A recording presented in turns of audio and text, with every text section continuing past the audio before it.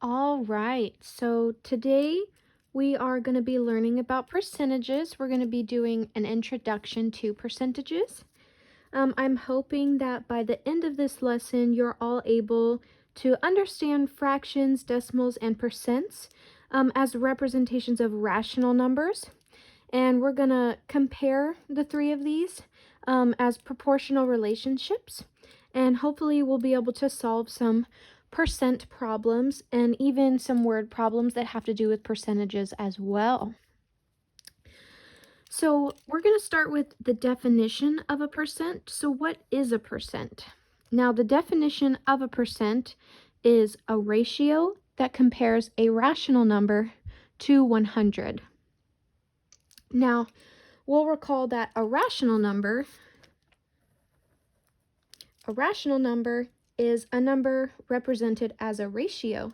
So it can be written as the quotient of two integers or a fraction or a decimal. So that means a percent is also the same as a fraction or a decimal. Now the per in percent refers to per 100. So that means that 100 is going to be the whole. Now percents can be written as n percent equals n over 100, where n is going to be any non-negative number. Now, if fractions are also parts of 100, just like percents are parts of 100, that means that percentages, we'll go ahead and write this down, percents can be written as fractions and vice versa. So a percent can be written as a fraction or converted to a fraction, and fractions can be converted into percentages. And that is because we have the n percent equals n out of 100, we know that we can turn a fraction into a percentage by turning the denominator into 100. So for example, we'll do an example here. We'll do 25%. Okay, so we've got 25%. And to convert that to a fraction, we're going to want the denominator to be 100. And we know that the percent is per 100. So that means 25% is going to be 25 out of 100. Now, when converting a fraction to a percentage, so we'll do 1/4. We know that we need to turn the denominator into 100. So we know that 4 times 25, and then we'll have to do the same to the numerator. We will get 25 over 100, and then that can be easily turned into a percentage. Now, we're also going to look at decimals. So if decimals are parts of 100 as well, then you would take what we've learned about fractions and you would take that a step further. So once it's in fraction form, then you can convert it to a decimal. So percents can be written as decimals and vice versa. So decimals can also be written as percents. You see, we're understanding how these are all proportional. Now we'll do an example. So we have 8%, and we know that 8% is going to equal 8 out of 100. That's it in fraction form. And we know that 8 out of 100 when converting to a decimal, we'll take it to the hundredths place, which is going to be right there, or the tenths place, and you get 0.08. So 8% written as a decimal is going to be 0.08.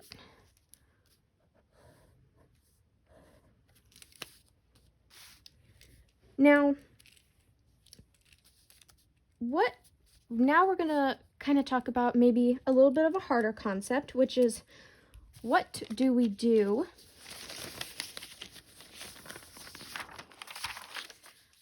what happens when a percent is less than 1 or more than 100? So we're going to get into that after we do some practice problems, but I want you to keep that in the back of your mind. So on to some practice problems, and we'll go ahead and keep this sheet here so that we can refer back to it. So we're going to write each of these fractions as a percent. So we're going to start with 4/5. Now, recalling that to write a fraction as a percentage, we need to make the denominator a 100. So we would do times 5 times what is going to equal 100? Well, that's going to be 20. So then we would multiply the numerator by 20 as well. And you're going to get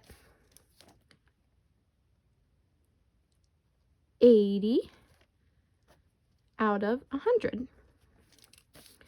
And then we know that 80 out of 100, because a percentage is going to be per 100. So now we know that 80 out of 100 is going to equal 80%, which is also equivalent to 4/5. So 4/5 written as a percentage is going to be 80%, right? Okay. Now for B, we've got 2/10. Now with 2/10, tenths is going to be a little bit easier. We're going to multiply by 10 on both top and bottom, and we're going to get 20 out of 100. And we know that 20 out of 100 is going to be equivalent to 20%, right? All right, so C is 6/12. Now this one might look a little bit tricky because you can't really multiply anything by 12. You can't multiply a regular whole number by 12 to get 100, but we do know that 6/12 is equal to 1/2, and we can turn 1/2 into a fraction with a denominator with 100. So we would multiply by 50, right? And we're going to get 50 out of 100. So we know that 6/12 is going to be equal to 50%. All right, so now we're going to write each of the following percentages as a decimal. And we're going to start with 73%. So to do this, like we did previously, where you're going to turn the percent into a fraction first. That way it's easier to convert it into a decimal. So we've got 73%, which we know out of 100, it's going to be 73 over 100. And then 73 over 100 is going to be equivalent to 0.73. So we know 73% written as a decimal is equivalent to 0.73. Same thing for 19%.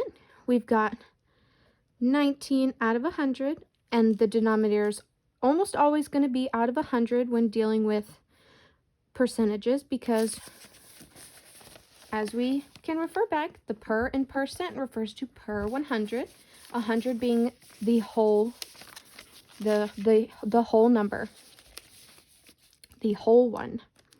So we know that is going to equal 0.19, 0.19. So 19% equals 0.19. And then for C, we've got 2.6. Now 2.6 written as a fraction is going to be 2.6 out of 100. And this might look a little bit tricky as well, just because we do have a decimal here already, but it's really not going to be that bad. We know that 0.2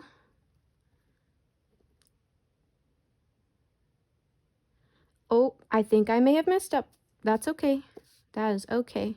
We're going to do 0.026. There we go. Because we got to remember, we're no longer in the tens. This is just a 2. So 2.6, then we've got 0.026 is the equivalent of this percentage.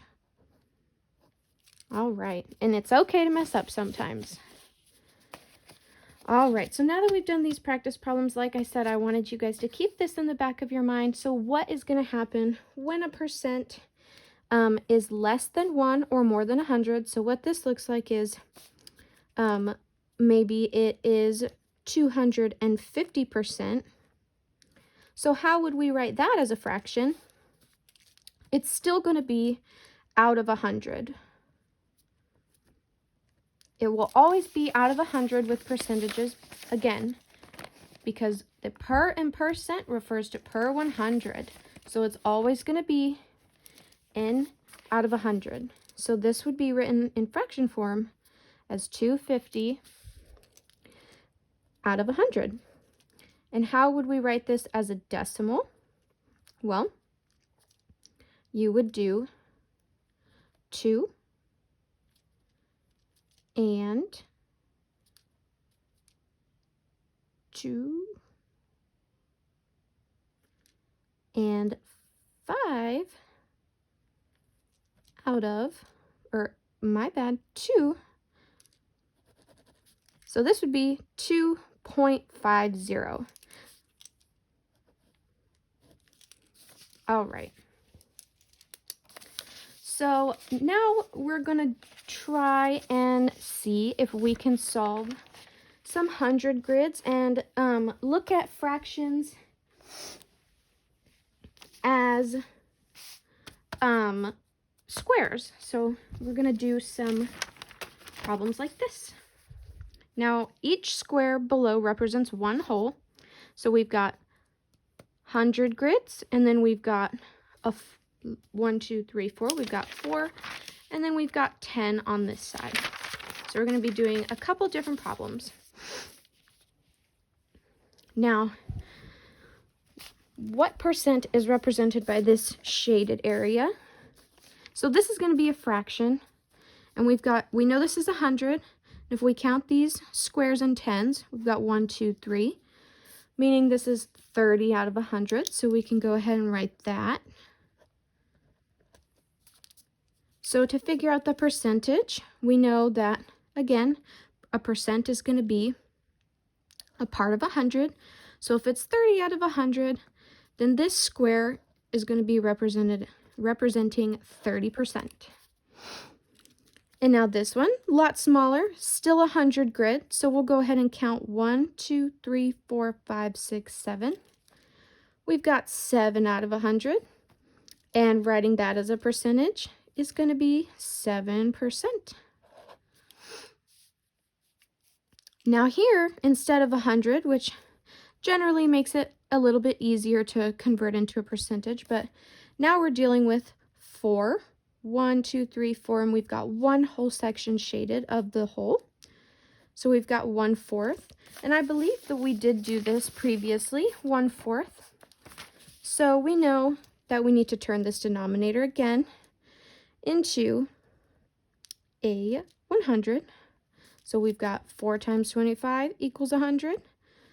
Multiply the numerator by 25. You've got 25 out of 100. So the percent represented by this shaded area is going to be 25%. All right, now before we part ways, I do want to do a word problem with percentages, just so we can relate this to life outside of the classroom. Maybe look at a real life scenario, and in the spirit of Christmas, we can go ahead and make it Christmas themed.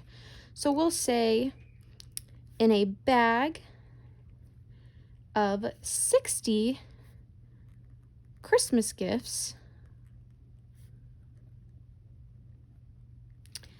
20% of the gifts are books. So 20% of them are going to be books. How many books are there? So how many of these Christmas gifts are going to be books?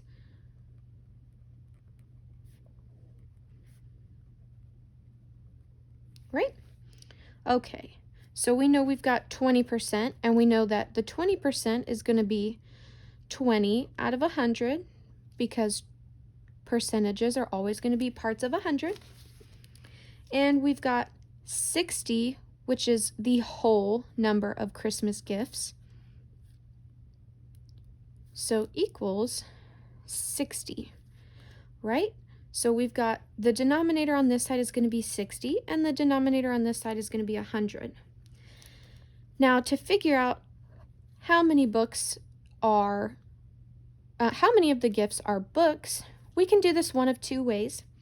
We could multiply 60 by the percentage, and that would tell us, which would be the easier route, or we could turn this into a fraction that is easily converted to this fraction.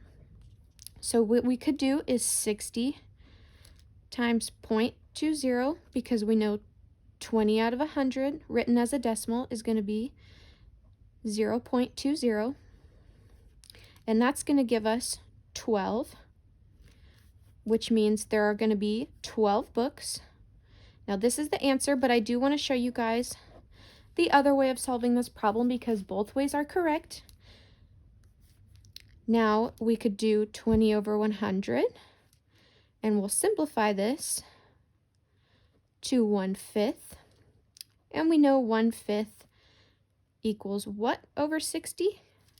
You do 12 by 12, and you're going to get 12 out of 60, which again equals 12 books. So we know when 20% of 60 is going to be equal to 12. And that is an example of a real life problem with a little Christmas spin on it. But that is going to be all that I have for you guys today. So thank you so much.